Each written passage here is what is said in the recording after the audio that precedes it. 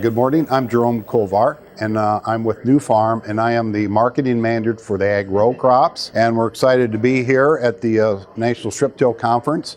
Our herbicides provide a huge help and assistance for strip tillers from the standpoint of Nufarm has the broadest herbicide portfolio for burn down control of troublesome weeds and terminating of cover crops.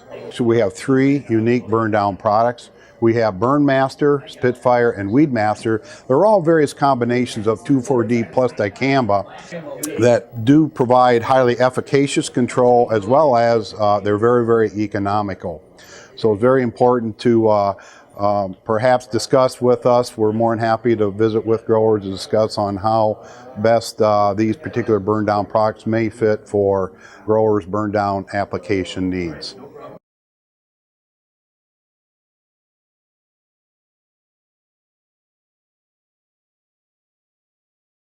Okay, with increasing use of residuals, growers need to pay attention to how a herbicide may impact a cover crop either before or after a cash crop. Getting it just right for residual herbicide use in a cover crop establishment, growers should really need to know if the herbicide is risky, maybe a little less risky, or poses no risk. So it's important to do some research.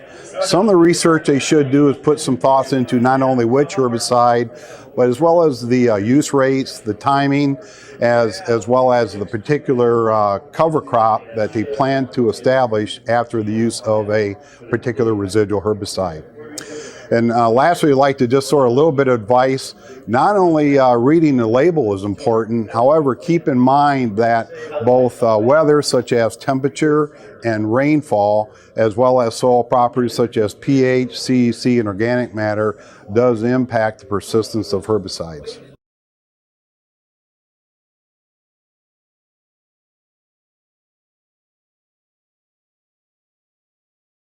Okay, if a cover crop does not winter kill, obviously a strip tiller will have to terminate it with a herbicide.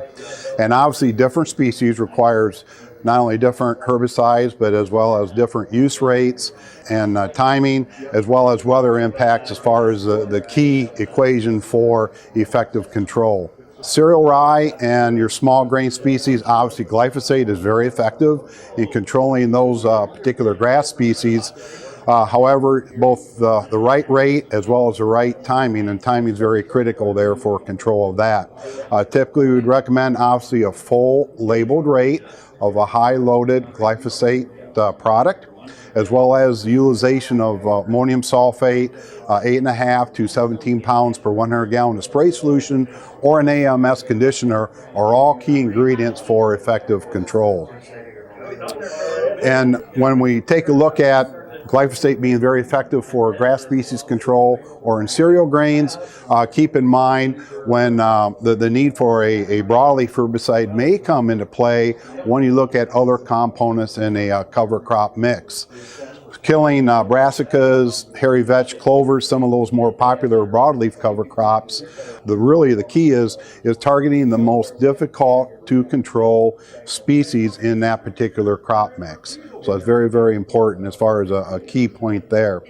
And then when we take a look at typically what we've seen successful on the termination when you have both grass and broadleaf cover crop mixes out there, usually utilization of glyphosate along with, let's say, a mixture of 2,4-D dicamba such as a Burn Master or Spitfire that the Nufarm has, typically will be provide the broadest spectrum control for a cover crop mix, particularly when you have broadleafs there in that particular mix. So really final key advice here for cover crop control, you really need to ensure that you have a species specific strategy as you incorporate the termination of that particular cover crop.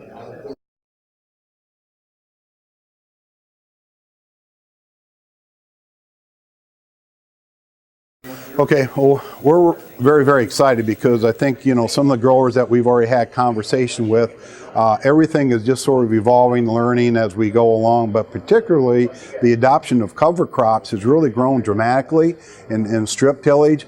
And so there's a lot of decisions that need to be made, such as, again, I use this residual herbicide. Will that impact, you know, the establishment of a particular cover crop? Or, hey, I have this mess on hand, how do I go ahead and eradicate that? So I think just that interaction, along with perhaps gaining some input from some growers on some things that they've seen on successful cover crop termination.